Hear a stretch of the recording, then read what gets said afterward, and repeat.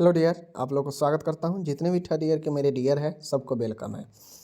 तो आज आप लोग देख रहे हैं कि आपका जो है मैं CHN2 का तो इम्पोर्टेंट क्वेश्चन दे ही चुका हूं, पता है आप लोग को। तो उम्मीद है कि आप लोग उस क्वेश्चन को बेहतर तरीके से शॉर्ट और लॉन्ग को तैयारी कर रहे होंगे।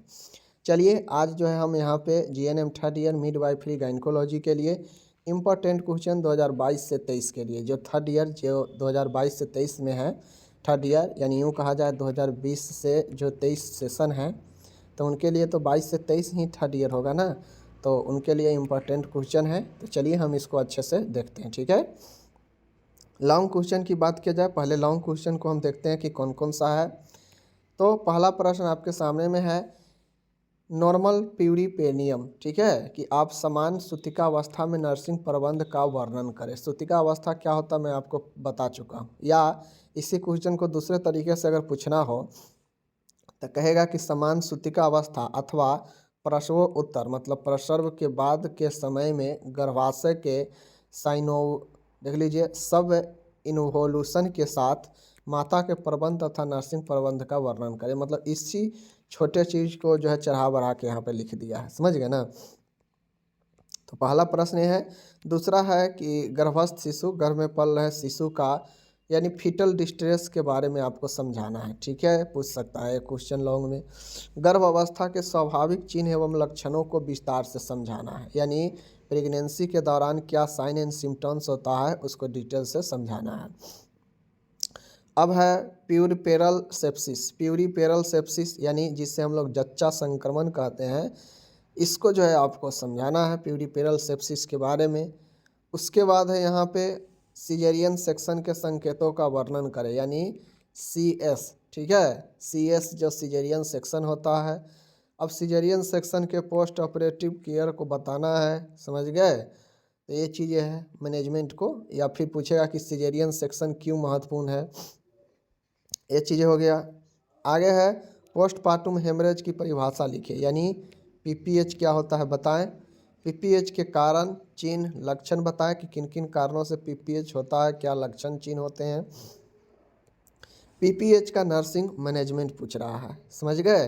तो आपको नर्सिंग मैनेजमेंट तो आप सेकेंड फर्स्ट ईयर से ही पढ़ते आ रहे हैं, तो आपको कोई भी बीमारी का नर्सिंग मैनेजमेंट पूछ दे तो जितना बेहतर तरीके से आप लिख सकते हैं बेनिफिट ही होगा, समझ गए।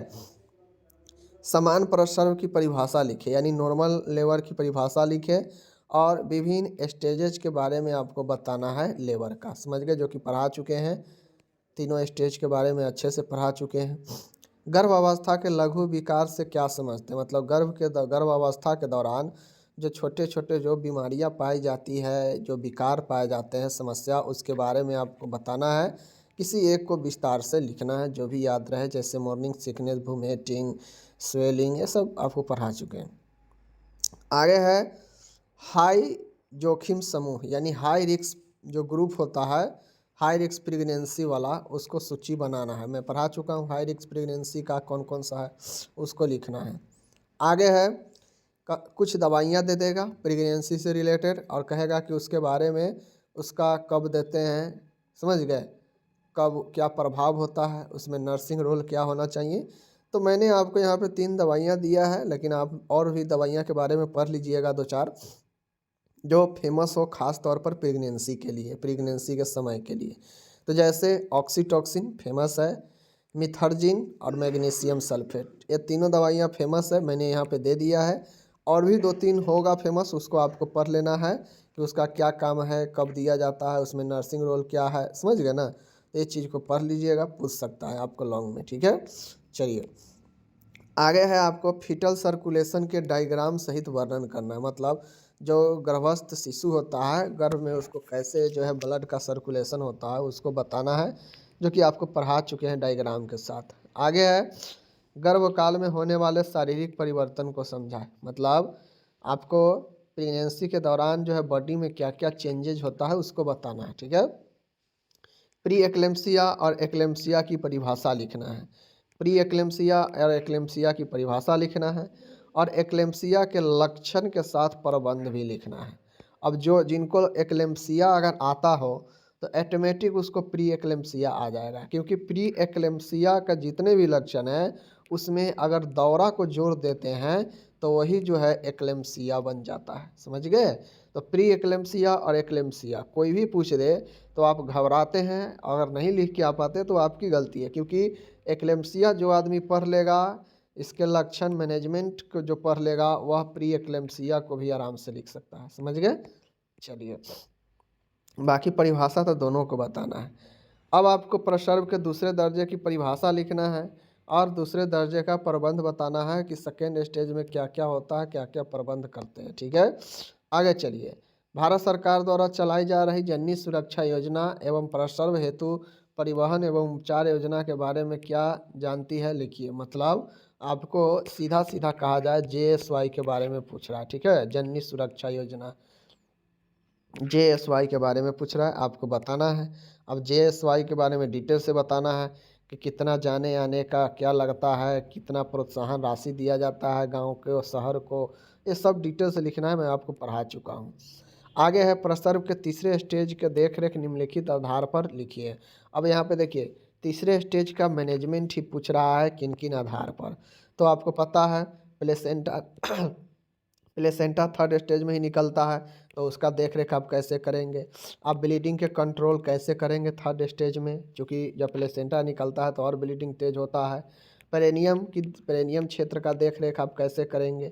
तो ये तीनों स्टेज जो है आपके थर्ड स्टेज में कैसे देख रेख तीनों का करेंगे आपको लिखना है। समझ गए? ये हो गया। अब आगे है कुछ चीज़ें दिया गए हैं कि इसका लाभ बताना है, एडवांटेज बताना है। अब जैसे एपिजियोटॉमी है, मूल छेदन है, ठीक है, ब्रेस्ट फीडिंग है, इंस्टीट्यूशनल डिलीवरी है, मतलब अस्पताल में प्रसव कराने का क्या महत्व है। तो ये तीनों का महत्व यहाँ पे दिया गया है। समझ गए? लेकिन मैं आपको बता दूँ कि आपको और भी कुछ चीज़ें दे सकता है उसका जो है, जैसे चौथा में दे देगा, कहेगा BFHI baby friendly hospital initiative, इसका क्या लाभ है बताओ। तो आपको इसके लाभ को भी बताना पड़ेगा कि इसका क्या क्या लाभ है। इसी प्रकार से एक आध और चीज़ें इसी प्रकार से जो है चौथा दे देगा, कहेगा कि परिवार नियोजन का क्या लाभ है बताओ, परिवार नियोजन का।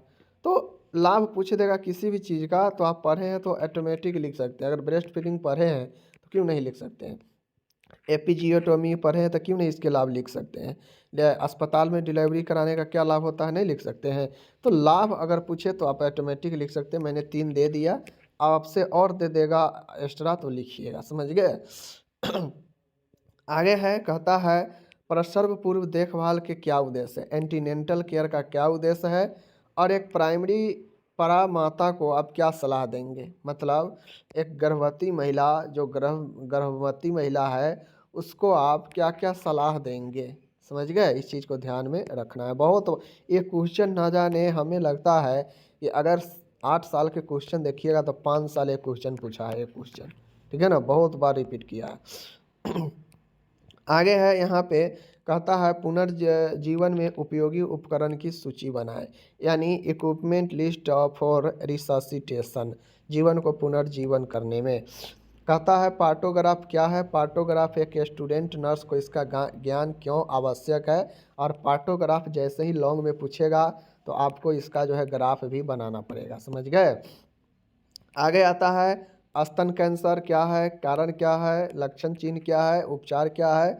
आप तो ये सेकेंड ईयर में भी स्तन कैंसर पढ़े होंगे, तो ज़्यादा इस पर जोर देना नहीं है, आपको ध्यान से बस देख लेना है। ठीक है, एपिजियोटॉमी जो मैंने ऊपर बताया कि उपयोग महत्व क्या है, अब आ गया एपिजियोटॉमी मूलाधारी छेदन क्या है, इसके उद्देश्य, संकेत, प्रकार, प्रक्रिया, जटिलता सब बताना है, तो आपको इसको लिखना है। आगे है फॉरसेप्स डिलीवरी, फॉरसेप्स डिलीवरी यानी चिमटी प्रसव, इसके पूर्व का क्या होता है, संकेत, निषेध, प्रक्रिया, जटिलता, यानी फॉरसेप्स डिलीवरी के बारे में आपसे कंप्लीट जो है पूछा जा सकता है लॉन्ग क्वेश्चन में। ठीक है, प्री मेच्योर बेबी अथवा अपरिपक्व शिशु अथवा परिपक्वता से पूर्व शिशु क्या है, आप ये भी पढ़े हैं pre mature baby second year में चाइल्ड हेल्थ में। तो इसके कारण, लक्षण, जटिलता लिखिए। अपरिपक्व शिशु के जन्म के तुरंत देखभाल लिखिए। तो ये तो सेकेंड ईयर का आप लोग पढ़े हैं, समझ रहे हैं। आगे है प्रसव के समय नाभि रज्जु का बाहर निकलना या रज्जु भ्रंश, कोड प्रोलैप्स इन डिलीवरी।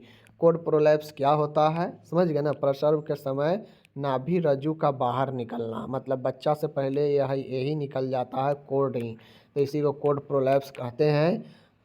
इसको कारण, निदान और मैनेजमेंट बताना है रज्जु भ्रंश के, ठीक है। आखिरी लॉन्ग क्वेश्चन है, जुड़वा प्रसव के प्रबंध के बारे में लिखे। What is the management of twin delivery.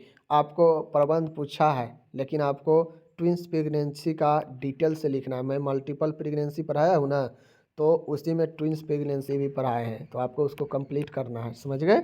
चलिए, लॉन्ग क्वेश्चन हो गया। शॉर्ट क्वेश्चन यहाँ पे है आपका कि एक्सप्लेन सुचर्स ऑफ स्कल, मतलब बच्चा के जो खोपड़ी होता है, इस खोपड़ी के जो है आपको क्या बताना है, सुचर्स के बारे में बताना है कि कौन कौन सुचर्स होते हैं, ठीक है। शॉर्ट में पूछा जा सकता है। ब्रेस्ट सेल्फ एग्जामिनेशन, स्वयं स्तन परीक्षण के बारे में पूछा जा सकता है, जो कि आप पहले से भी पढ़ते आ रहे हैं। आगे है मासिक धर्म का रुक जाना, यानी मासिक धर्म का रुक जाना मतलब एमनोरिया के बारे में पूछ रहा है कि एमनोरिया क्या होता है, इसको आपको डिस्क्राइब करना है। आगे है शुक्राणु की संरचना का सचित्र वर्णन करना है, यानी स्पर्म विथ डायग्राम, इसके स्पर्म के स्ट्रक्चर को बताना है। आगे है पेल्विस के विभिन्न टाइप्स को आपको डिस्कस करना है, 5 नंबर में पूछा जा सकता है। श्रोणि के विभिन्न प्रकार कौन कौन से हैं। टीनेज प्रेगनेंसी क्या है, समझ गए। आपको बता चुके हैं कि कोई लड़की या महिला 18 वर्ष से कम है और वह अगर गर्भ अवस्था में हो जाता है 18 वर्ष से पहले, तो टीनेज प्रेगनेंसी पहले बता चुके हैं। गर्भाशय को चित्र सहित वर्णन करना है, समझ गए, पूछा जा सकता है 5 नंबर में। आगे है अंतः गर्भाशय वृद्धि अवरोध, intra यूटेरिन growth restriction, IUGR, intra uterine growth restriction, यही जो है आपका गर्भ के अंदर के वृद्धि अवरोध है, उसको बताना है। PNDT एक्ट आपको पढ़ा चुके हैं, PNDT एक्ट, इसको जो है आपको डिटेल से बताना है। आगे है हाइपरमेसिस ग्रेविडेरम, हाइपरमेसिस ग्रेविडेरम क्या होता है, गर्भावस्था संबंधी अतिवमनता, मतलब गर्भ के समय बहुत ज़्यादा उल्टी होना, हाइपरमेसिस ग्रेविडेरम बोलते हैं, इसको आपको बताना होगा, डिस्कस करना है।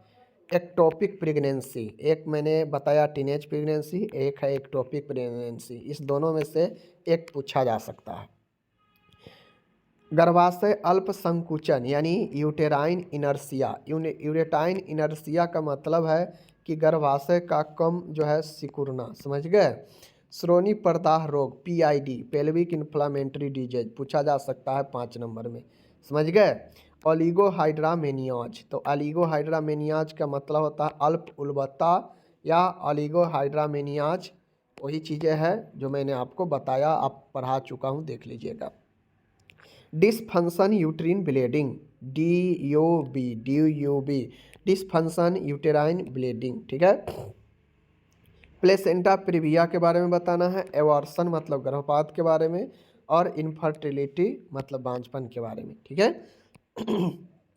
आगे है एवर्सन प्लेसेंटा मतलब अपरा पृथीकरण, अपरा का पृथक हो जाना, प्रसवोत्कार या सूतिका अवस्था के जटिलता की सूची बताए, मीन्स प्यूरिपेनियम स्थिति में क्या क्या जटिलता होते हैं उसको सूची लिखने को पूछा जा सकता है कि लिस्ट डाउन करो कॉम्प्लिकेशन प्यूरिपेनियम का, समझ गए। प्लेसेंटा के क्या कार्य होते हैं बताना है। ऑब्स्ट्रक्टिव शॉक यानी प्रस्तुतिक सदमा, इसके बारे में। नवजात शिशु के तुरंत देखभाल आप कैसे करेंगे, इसको बताना है। गर्भ अवस्था में आहार, कैसा आहार, कौन कौन से आहार देना चाहिए प्रेगनेंसी में, वो बताना है। प्यूरिपेरियल सेप्सिस, प्रस्तुति पूर्ति दोष, तो प्यूरिपेरल सेप्सिस जच्चा संक्रमण आपको ऊपर भी बता चुके हैं शायद। आगे है यहाँ पे आपको MTP एक्ट के बारे में बताना है। IUCD intra uterine contraceptive device के बारे में बताना है, IUCD के बारे में। अपगार स्कोर के बारे में आपको यहाँ पे डिस्कस करना है 5 नंबर में। मेनोपॉज के बारे में डिस्कस करना है। हाई रिस्क प्रेगनेंसी यहाँ भी आ गया, ऊपर में भी था, तो आप कोई भी एक पढ़ लीजिएगा तो काम चल जाएगा। वहाँ पे लॉन्ग में, यहाँ पे शॉर्ट में था, और वहाँ पे किसी एक पर चर्चा भी करना था। यहाँ पे सिर्फ आपको बता देना है कि कौन कौन होता है, ये क्या होता है। ब्रेस्ट फीडिंग पता है ब्रेस्ट फीडिंग के क्या लाभ होते हैं, क्या हानियाँ हैं, आपको पता है। कंसेप्शन समझ गए। तो ये आपका कुछ शॉर्ट क्वेश्चन है, यहाँ पे मैंने आपको बताया। अब हम लोग जो है चलते हैं अंतर स्पष्ट करने। अंतर स्पष्ट करने में आपके सामने कुछ क्वेश्चन यहाँ पे दिए गए हैं, जैसे बॉल्टमेंट और एग्जेमेंट। ठीक है, बॉल्टमेंट और एग्जेमेंट, ओवुलेशन, इनओवुलेशन, बंडल्स रिंग, रिट्रैक्शन रिंग, ये सब पढ़ा ही चुके हैं आपको। VT समझ गए ना, VT नन NSVT समझ गए। उसके बाद है प्रोजेस्टेरॉन, एस्ट्रोजन, दोनों पढ़ा चुके हैं, सब पढ़ा चुके हैं आपको।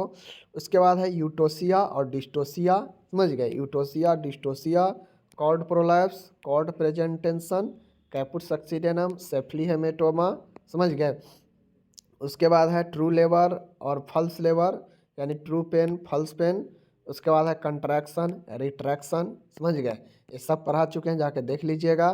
प्री मैच्योर, पोस्ट मैच्योरिटी, तो ये सारा चीज़ है मैंने आपको बता दिया। ठीक है तो ये जो चीज़ें हैं मैंने आपको अच्छे से कर दिया। ठीक है, अब आपको इसको जितना भी इसमें मैंने क्वेश्चन दिया मैं आपको बता देता हूँ। तो मैंने आपको यहाँ पे लगभग 55 जो है क्वेश्चन, 55 से 57 क्वेश्चन इसमें शॉर्ट लॉन्ग मिला के मैंने शामिल किया है।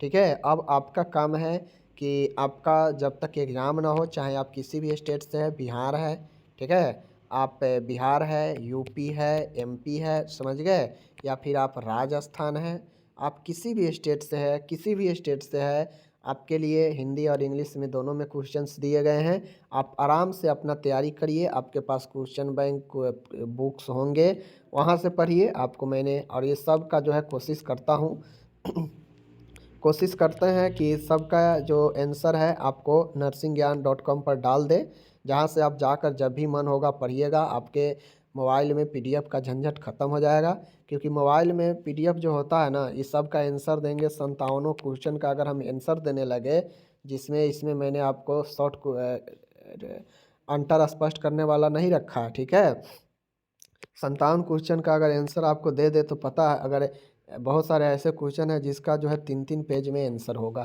तो 3-3 पेज में होगा तो आप समझ लीजिए 150 पेज में चला जाएगा आंसर एक सब्जेक्ट का, फिर 150 पेज में उसका 300 पेज। आप देखिएगा, घबरा जाइएगा कि जा इतना पेज में है, छोड़ो हटाओ, नहीं होगा, पढ़ लेंगे कहीं से। तो इसीलिए मैं nursingyan.com पर सभी का आंसर डाल रहा हूँ। बहुत सारे क्वेश्चन का मैं डाल रखा है, जाकर पढ़िए, जितना का डाल रखे हैं जाकर पढ़िए, डेली बाय डेली डलता रहेगा, हमेशा आप वहाँ पर जाके पढ़ते रहिएगा, तो आपका पढ़ाई भी होता रहेगा और सारा का सारा क्वेश्चन का आंसर भी आपका डल जाएगा, वहाँ पे कोई दिक्कत नहीं होगा, समझ गए।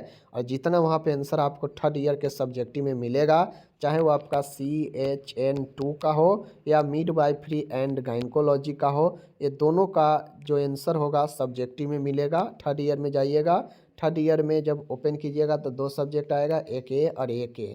तो इसमें भी तीर वाले पर क्लिक कीजिएगा तो उसमें आएगा सब्जेक्टिव। तो सब्जेक्टिव अगर पढ़ना है लॉन्ग शॉर्ट क्वेश्चन तो उस पर क्लिक कीजिए दोनों में, ठीक है। और इसी तरीक़ा से आप पढ़ सकते हैं। बाकी चलिए मिलते हैं, अब आपका यहाँ पे दोनों सब्जेक्ट का इंपॉर्टेंट क्वेश्चन दे दिए, मिलते हैं अगले वीडियो में।